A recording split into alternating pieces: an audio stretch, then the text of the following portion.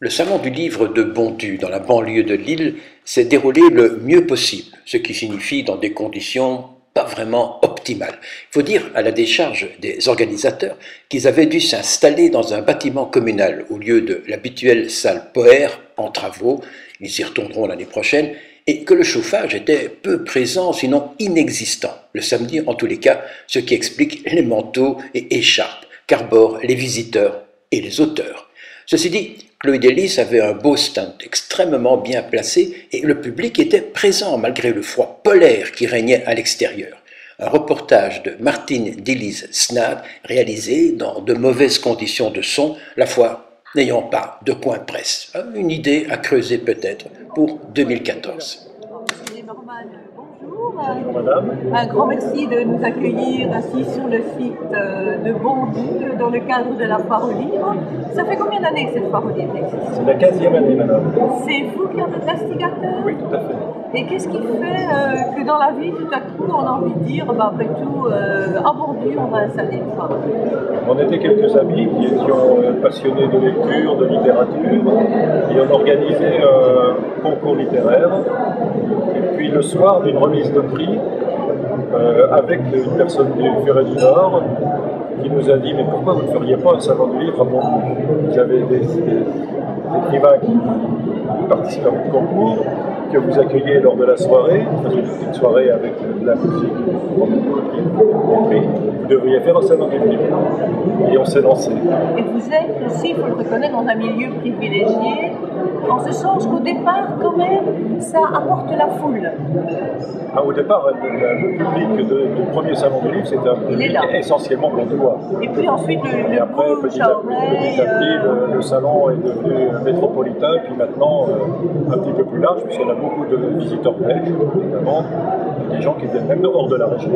Ça a marché tout de suite. Ça, il a fallu 4-5 ans pour installer vraiment le salon, mais maintenant il est vraiment sur une pente ascendante. Combien d'auteurs recevez-vous par salon? Cette année, 158. Le maximum a été de... C'est le maximum, vous êtes capable? Petite question. Cette année-ci, exceptionnellement, on le fait ailleurs qu'au centre sportif. Oui.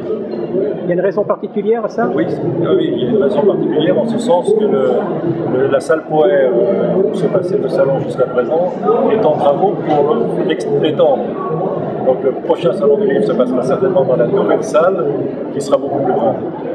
Ici on a 1800 mètres carrés, jusqu'à présent on n'avait que 1500 mètres carrés et à partir de l'année prochaine on aura sans doute à peu près 1800 mètres carrés Il y a eu quelques petites anecdotes amusantes au cours de l'un de notre salon du livre.